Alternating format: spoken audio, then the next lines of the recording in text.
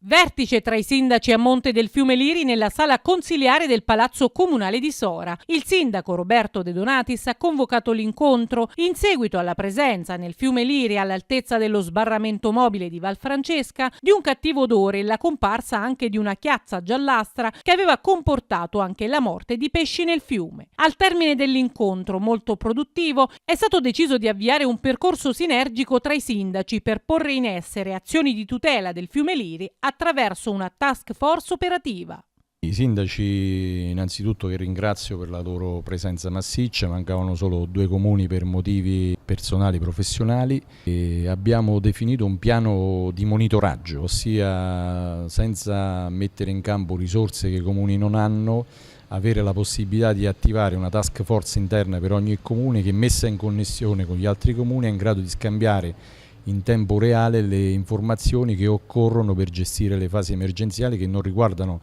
solamente l'aspetto più eclatante e più importante, che è sicuramente quello legato al controllo dell'inquinamento del nostro fiume, ma anche altre iniziative che possono valorizzare questo corso d'acqua così importante e così di grande valenza sotto l'aspetto naturalistico, e anche per motivi legati alle emergenze, a situazioni che sono legate poi alla gestione del fiume come portatore anche di possibili calamità naturali. È importantissimo anche cooperare per poter mettere in campo delle progettualità di più ampio respiro che prevedono anche l'impiego di fondi comunitari, fondi europei con PSR e altre opzioni che sono da sempre sul tavolo.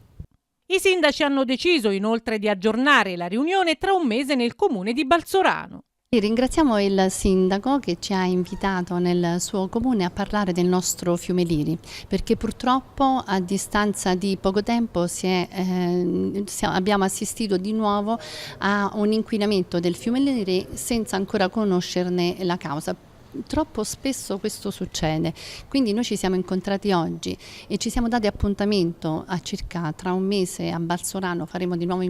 un altro incontro proprio per stilare e stipulare un accordo di programma che ci veda tutti i comuni della Valle Roveto e anche Sora e oltre Sora, che sia una sorta di monitoraggio per il nostro Fiume Liri. Quindi ringraziamo di nuovo il sindaco che ci ha chiamato e tra un mese a Balsorano continueremo a parlare di questo problema. Le analisi effettuate dall'ARPA Lazio non sono ancora disponibili e quindi cosa abbia effettivamente causato la moria di pesci ancora non è chiaro, ma da parte dei sindaci c'è l'intenzione di mettere in atto tutte le iniziative necessarie a salvaguardare il Fiume Liri. Allora, la causa non è chiara,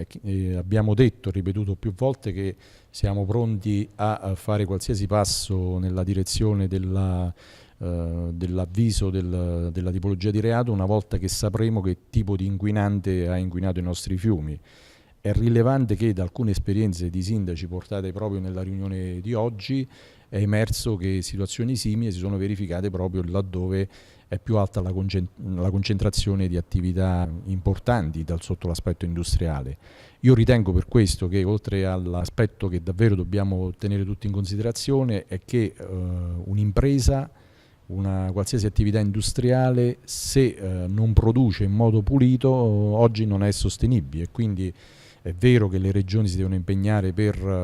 mettere in campo investimenti con depuratore e quant'altro, ma è altrettanto vero che anche le aziende devono organizzarsi e attrezzarsi per poter depurare le acque dei propri cicli di lavorazione.